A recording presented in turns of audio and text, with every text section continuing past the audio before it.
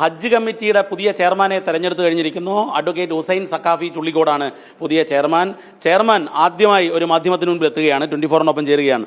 ആദ്യം തന്നെ 24-ന്റെ അഭിനന്ദനങ്ങൾ പുതിയ ഹജ്ജ് കമ്മിറ്റി ചെയർമാനായി തിരഞ്ഞെടുക്കപ്പെട്ടതിൽ. ഓക്കെ, ആദ്യത്തെ ചോദ്യം, ഹജ്ജ് കമ്മിറ്റി ചെയർമാനായി അങ്ങ് തിരഞ്ഞെടുക്കപ്പെട്ടു. ആദ്യ പരിഗണന എന്തിനായിരിക്കും അങ്ങ് നൽകുന്നത്? ചോദ്യത്തിന് ഉത്തരം പറയുന്നതിൻ്റെ മുമ്പ് 24-ന്റെ പ്രേക്ഷകർക്കും പ്രത്യേകിച്ച് SKN-നും ഒരു പ്രത്യേക താങ്ക്സ് നൽകുകയാണ്. ചോദ്യത്തിന് ഉത്തരം വളരെ വ്യക്തമാണ്. ഹാജിമാരുടെ ബെസ്റ്റ് ഇൻട്രസ്റ്റ്, അതിന് എന്തൊക്കെ ചെയ്യാൻ പറ്റുമെന്ന് ഞാൻ ചെയർമാൻ സ്ഥാനം ഏറ്റെടുത്തിട്ടല്ലേ ഉള്ളൂ. ഇൻഷാ അല്ലാഹ് ബാക്കിയുള്ളവരുമായിട്ട് സംസാരിച്ച് ഒരുപാട് വിഷയങ്ങളുണ്ട്. അത് ഇപ്പോൾ പോയിന്റ് ബൈ പോയിന്റ് ആയിട്ട് പറയുന്നില്ല. അതെല്ലാം ചർച്ചയും നടത്തി ഡിസ്കഷൻ അനുസരിച്ചുകൊണ്ട് വേണ്ടതുപോലെ ചെയ്യും. ഈ ഒരു പ്രധാനപ്പെട്ട വിഷയം പൊതുവിൽ വരാറുള്ളത് ഹജ്ജ് കോട്ട എന്നുള്ളതാണ്. ഈ കോട്ട വർദ്ധിപ്പിക്കാൻ വേണ്ടിയുള്ള ആവശ്യം, കേരളത്തിലെ ആവശ്യത്തിനനുസരിച്ചുള്ള കോട്ട ഇപ്പോൾ ലഭിക്കുന്നുണ്ടോ എന്നുള്ളതും, ഈ കോട്ട വർദ്ധിപ്പിക്കാൻ അങ്ങ് ഇടപെടുമോ എന്നുള്ളതും.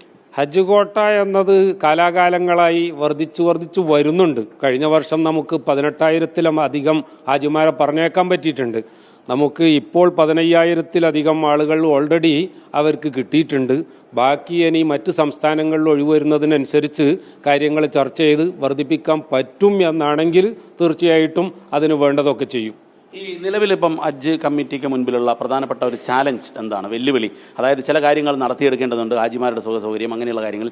ഏറ്റവും പ്രധാനപ്പെട്ട പരിഗണനയിൽ വരുന്ന വെല്ലുവിളികൾ എന്തൊക്കെയാണ്? ഹാജിമാരുടെ സൗകര്യങ്ങൾ കഴിഞ്ഞ കാലങ്ങളെ അപേക്ഷിച്ച് നമ്മുടെ മുൻ ചെയർമാൻ സി മുഹമ്മദ് ഫൈസിയുടെ കാലഘട്ടത്തിൽ വളരെ നന്നായി നിർവഹിക്കപ്പെട്ടു എന്ന് ഹജ്ജ് മന്ത്രി അടക്കം ഇന്നലെ ഞങ്ങളുടെ മീറ്റിങ്ങിൽ പറഞ്ഞതാണ്. ഇനി ഞങ്ങൾ കൂടി ആലോചിച്ചുകൊണ്ട് ഏറ്റവും അടിയന്തരമായി പരിഹരിക്കേണ്ട പ്രശ്നങ്ങൾ എന്താണ് എന്നത് കൃത്യമായി പരിശോധിച്ച് അതിന് എവിടെയൊക്കെ ഇടപെടേണ്ടതുണ്ടോ അവിടെയൊക്കെ ഇടപെട്ട് വേണ്ടത് ചെയ്യും എന്ന് മാത്രമേ ഇപ്പോൾ പറയാനാവൂ. എന്താണ് പ്രധാനപ്പെട്ട ഒരു പ്രശ്നമായി അങ്ങയുടെ മുൻപിലുള്ളത്? കാരണം അങ്ങ് ഈ മേഖലയിൽ തന്നെ എത്രയോ കാലമായുള്ളതാണ്. കാന്തപുര ഉസ്താദ് ഉൾപ്പെടെയുള്ള പ്രമുഖരുമായിട്ടുള്ള വളരെ അടുത്ത ബന്ധമുണ്ട്, ആത്മീയാചാര്യന്മാരായിട്ട്. ഹജ്ജ് മേഖലയിലെ പ്രധാനപ്പെട്ട പ്രശ്നം എന്താണ്? നമ്മുടെ ഹജ്ജ് മേഖലയിലുള്ള പ്രശ്നം എന്ന് പറഞ്ഞാൽ കോഴിക്കോട് നിന്ന് യാത്ര ചെയ്യുന്നവർക്ക് നേരത്തെ ടിക്കറ്റ് ഫെയർ കൂടുതലായിട്ടുള്ളൊരു പ്രശ്നം ഉണ്ടായിരുന്നു. ഇത്തവണ ആ രീതിയിൽ തന്നെ ആവുമോ ഇല്ലേ, നമുക്ക് എന്തെങ്കിലും ചെയ്യാൻ പറ്റുമോ?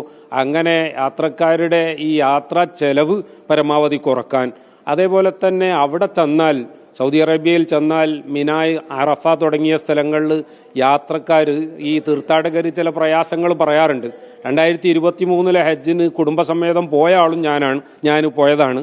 അവിടെയൊക്കെ അനുഭവങ്ങൾ ചിലതുണ്ട്. അതൊക്കെ വെച്ചുകൊണ്ട് അത്തരം പ്രശ്നങ്ങൾ പരിഹരിക്കാൻ എന്തൊക്കെ ചെയ്യാൻ പറ്റും എന്നാലോചിച്ച് വേണ്ടത് ചെയ്യും. ഏറ്റവും പ്രധാനപ്പെട്ട ഒരു വെല്ലുവിളി വിമാന നിരക്കിലെ കൂടലാണ്. അതെ.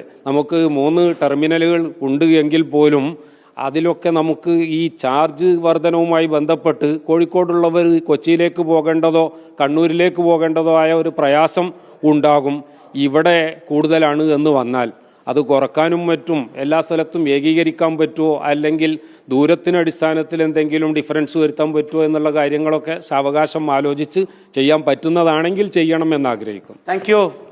SKN ഹാജിമാരുടെ സുഖസൗകര്യങ്ങളുടെ കാര്യത്തിൽ ഇടപെടുമെന്നും ഒപ്പം തന്നെ ഹജ്ജ് യാത്രക്കാരുടെ വിമാന നിരക്ക് വർധനവുണ്ടാകുന്നുണ്ട്, ഇതിൽ ഇടപെടുമെന്നുമാണ് ഹജ്ജ് കമ്മിറ്റി ചെയർമാൻ നമ്മളോട് പറഞ്ഞത്. ക്യാമറാമാൻ ജയൻ കല്യാശ്ശേരിക്കൊപ്പം ദീപക് ധർമ്മടം, 24.